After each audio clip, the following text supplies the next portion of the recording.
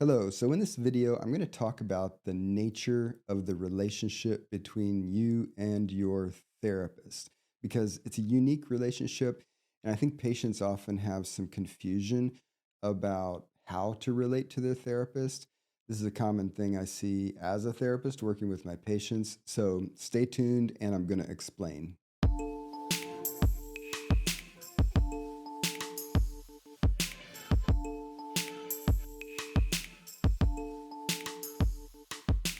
Welcome to Wellness with John. These are resources to help you thrive. I'm John Peters. I'm a therapist who's been in practice for over 25 years now, working with thousands of patients, providing mindfulness based cognitive therapy for a wide range of issues. And so I thought about making this series. This is the first video in what I plan to be a little mini series on the channel because I recently made a video that was just a basic general explanation of what to expect in your first therapy session. And if you haven't watched that video, I'll put a link up at the top here and you can go watch that because I wanted to, in that video, provide just some general information because a lot of times patients come to the first therapy session, especially if they haven't been in therapy before, and they have some confusion just about just what are we up to in this first session. And so that video, it gives a good explanation about that.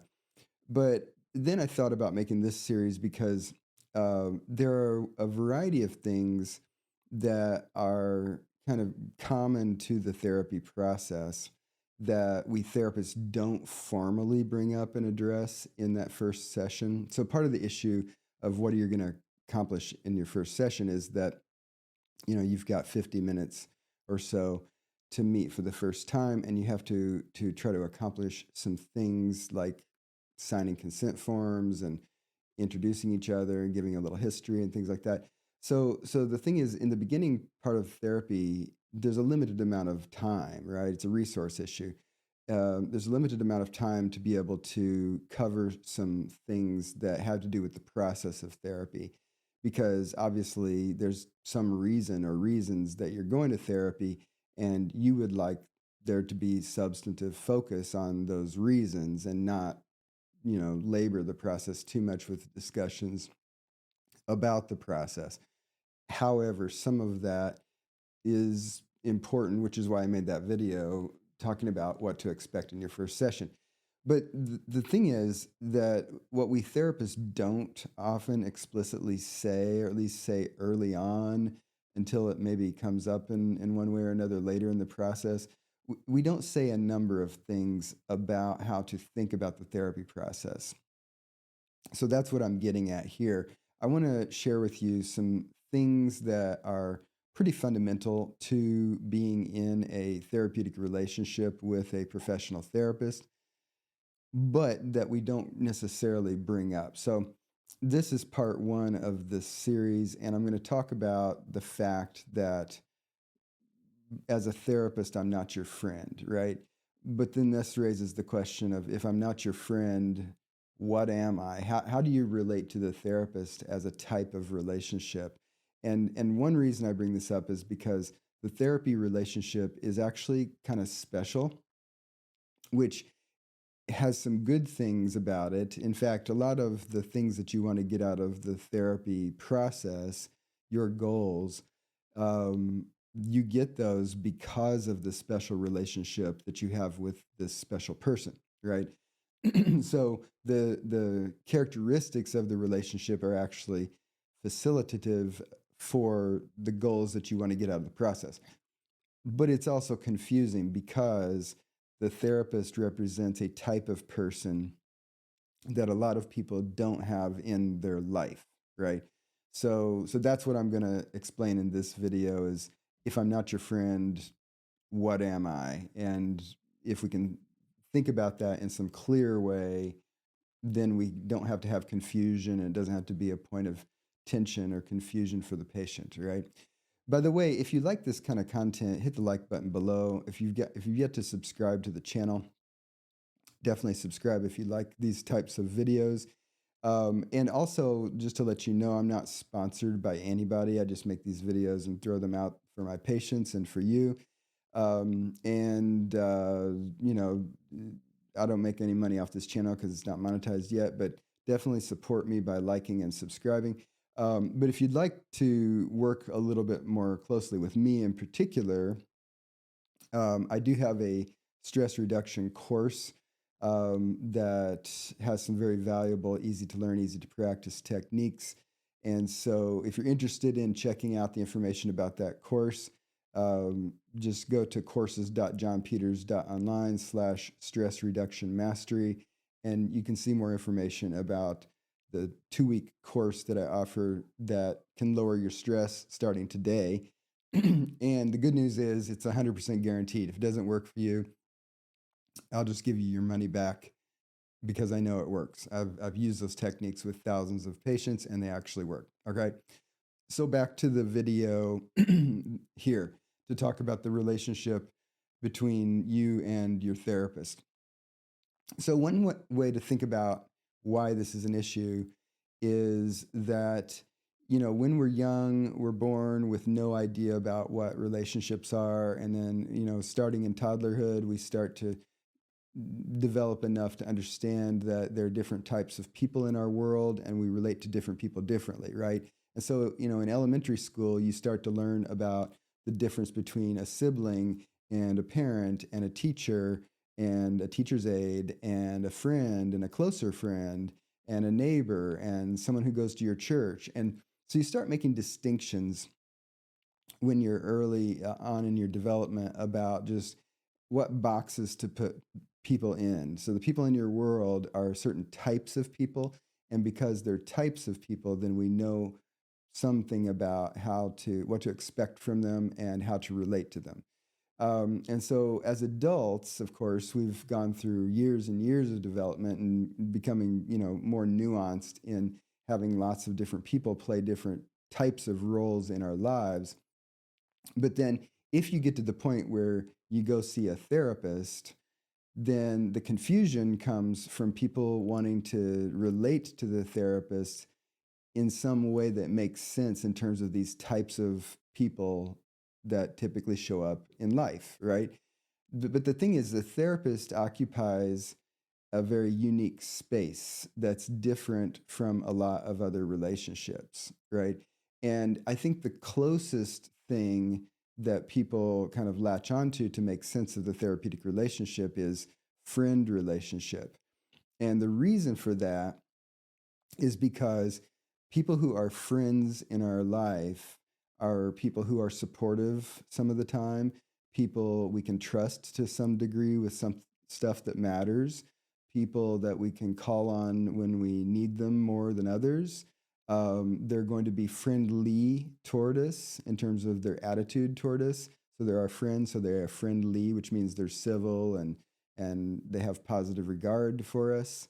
But the thing is that the concept of friend relationship does not actually fully apply to a therapist. And the main reason for that, and this is also the reason when people try to fit the therapist into other types of relationships, like a member of the clergy or a pastoral counselor, things like that.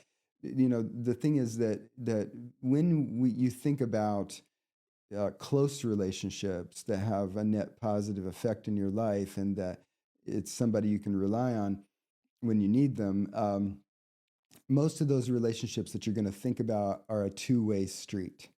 Okay. So the people that we call the informal people in our lives, not the formal professionals we hire for services, but the informal people in our lives, we have a two-way relationship with them. So like if I have a friend, let's say Joe, and Joe and I have a certain relationship, we hang out, we do things together, we talk. Not only is Joe supportive of me, but then I am to some degree, in some ways, supportive of Joe. It's a two-way street. If I do something that affects Joe, I have some amount of responsibility to be concerned with how that's going to land on Joe and to take care of Joe if Joe needs help, right? So it's a two-way street. And this is why thinking about your therapist as your friend fails, because your therapist is not in that two-way reflexive relationship, reciprocal relationship with you. And this means that even though the therapy relationship is friendly, your therapist is not your friend, because your friend is a two-way street. And there's also commitment to a friend. We talk about getting ghosted by a friend as, a bad thing. We don't want our friend to just disappear or shut us out. But your therapist actually is someone that you have the power to shut out at any moment. You have hired the therapist as a professional helper, and you're not committed to staying in that relationship, right? If we had that type of commitment, it would be unethical. If you saw me as a therapist and suddenly you were committed to having to see me, that then blurs the lines of autonomy and respect. And so we explicitly don't have that type of relationship with patients where it's a two-way street and where that commitment is formed, right? But this gets confusing, especially after you get into the therapy process. You start to form an alignment with your therapist, and you feel like a friend, and maybe you're someone who actually is lonely, or you don't have a lot of people in your social world, and you want a friend. You want the therapist to be your friend proper, with a capital F, not to just be friendly toward you, right? And so how do we think about the therapist? Well, again, it's a unique role. It kind of is an amalgam of other types of roles. If you want to think about, for example, if you have a member of the clergy, they're often someone who's going to talk to you about your deepest, most meaningful stuff, even though we are not members of the clergy, but we go into those domains of life with people. So we're a little bit like a member of the clergy in terms of at least how you relate to the person. We're a little bit like a plumber or electrician, because we're a technical, rational, expert on something, who can do something complicated for you for hire. And so just like if my sink is leaking and I hire a plumber, my relationship with the plumber is really in the context of the goal of getting my sink fixed. It's not a two-way relationship that either of us are going to really become committed to. And I can fire the plumber at will. And when the plumber's done with their job, I don't need them, and I'm going to fire them at that point, right? Because my faucet's not leaking anymore, so go away, plumber. So it's not a two-way street like a friendship. And, pardon my being crass here, but it's a little bit like people hiring sex workers. And I know that may be an offensive concept to you just from a moral or legal standpoint, but if you look at what people do with intimate people that they hire for escorts and sex workers, I mean, people are hiring someone for intimacy. And in fact, actually, some research where they've interviewed sex workers said a lot of times people hire sex workers not just for actual sex, but to talk to them, because we crave intimacy. And so, but the analogy here is just that if someone hires an escort or sex worker for intimacy of any type, again, it's not a two-way street. You're just paying someone for their time for an intimate process. So don't get me wrong. I'm not saying that a therapist is completely analogous to a member of the clergy, to a plumber, to a sex worker, but I am saying that there are features of the way that people relate to therapists that look more like those three categories than they do a friend, or a family member, right? And so this is where people get a little tripped up when they start feeling a friendship evolve in the therapy relationship. And so then there might be some moment where the therapist kind of confronts that, hopefully respectfully and gently, but sometimes we therapists end up kind of redirecting a person's general tack toward us so that we educate the person that we're not actually a friend, which is actually a good thing, because the fact that we occupy this special relationship role, which is not a friend, means that we are in a special place to be able to provide a special service toward valuable ends, right? If we weren't in that position, if we weren't relating to each other this way, the process wouldn't produce the results that we want, right? So it's actually a good thing that we're not your friend. It's just that it gets confusing for people because there aren't these neat little boxes in a person's normal kind of view of the landscape of their social relationships in order to understand, how do I relate to my therapist, right? Now, again, is this always wildly confusing for everybody? No, because part of what we therapists do is guide people through the process session by session. And one thing that's underlying this is our own attitude about how to relate to people. But I make this video in part because it's a pretty common thing that patients at some point express some confusion about just how to relate to the therapist, or they might have some shame or guilt about firing the therapist, or confusion about firing the therapist when it's actually an absolutely correct thing. So this is a thing that comes up for some people when they get to the point where they've achieved their goals, or maybe they haven't achieved their goals, but they need to redirect their focus or stop working with a therapist, or take a break or whatever. But at the point where people need to either renegotiate the pattern of meetings or end the relationship with the therapist, people sometimes have some confusion because, again, if you're thinking about the therapist as a friend, that's a tense situation to go to a friend and say, I don't need you as a friend anymore, so goodbye. I'm ending this relationship, right? That would be awkward and uncomfortable, and maybe inappropriate given if if you had a committed relationship with someone. But that's actually appropriate with your therapist. It's appropriate to end the relationship with your therapist because you are not committed to your therapist in a two-way relationship the same way you would be with an informal relationship, like a friend, right? Or family member, or someone that you had that more reciprocal kind of informal relationship with, right? So, so we're not a friend, but we are friendly. We are civil and respectful, hopefully, and we do things that are intimate, like a friend would, or a member of the clergy, right? And we are going to do something technical for hire, and it's an intimate relationship, So it's a unique type of relationship in your life. And just wanted to make this video to talk to you briefly about it so that if you're in therapy and you have some confusion about just how to relate to the therapist, just know that the therapist isn't trying to be cold and uncaring because they're not your friend, because it is not our job to be your friend. And in fact, it would be inappropriate if we blurred the professional boundaries and had friendly contact the way a true friend would outside of the therapy process, or if we engendered an explicit or implicit commitment to the relationship like a friend would have, because that's not how we want you to relate to us. That's unethical. And the reality is that you can fire us at will. And the goal, actually, of the therapy process is for us to go away, not to become a fixture in your life, no matter how sweet and rosy the process is, and no matter how sweet the alliance is that we might form during the process, right? So, anyway, hope this is helpful to you,